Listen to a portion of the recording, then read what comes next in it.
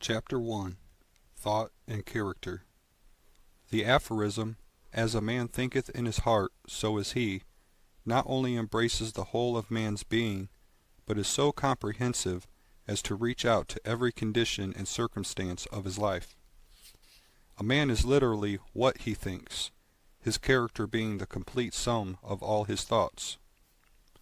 As the plant springs from, and could not be without, the seed, so every act of a man springs from the hidden seeds of his thought, and could not have appeared without them.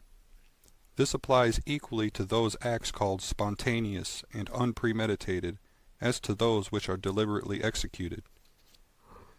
Act is the blossom of thought, and joy and suffering are its fruits. Thus does a man garner in the sweet and bitter fruitage of his own husbandry. Thought in the mind hath made us.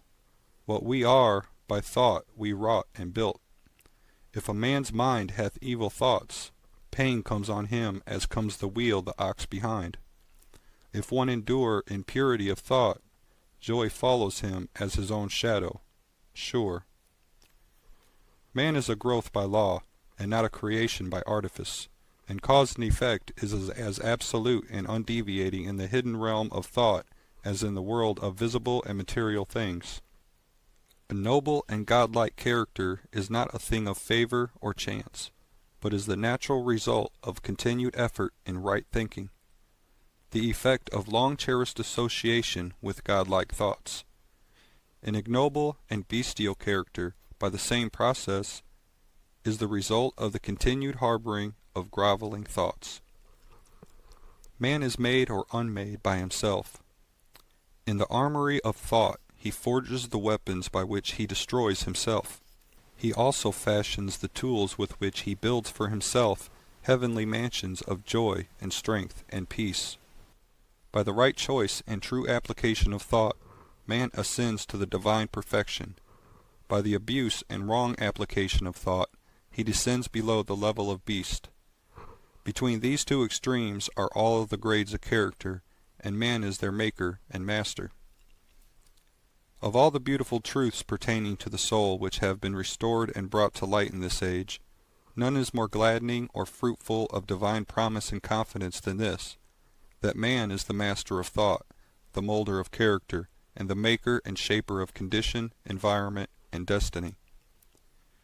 As a being of power, intelligence, and love, and the lord of his own thoughts, man holds the key to every situation, and contains within himself that transforming and regenerative agency by which he may make himself what he wills.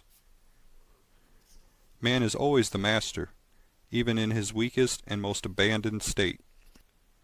But in his weakness and degradation, he is the foolish master who misgoverns his household. When he begins to reflect upon his condition, and to search diligently for the law upon which his being is established, he then becomes the wise master, directing his energies with intelligence, and fashioning his thoughts to fruitful issues. Such is the conscious master, and man can only thus become by discovering within himself the laws of thought, which discovery is totally a matter of application, self-analysis, and experience. Only by much searching and mining are gold and diamonds obtained, and man can find every truth connected with his being if he will dig deep into the mine of his soul.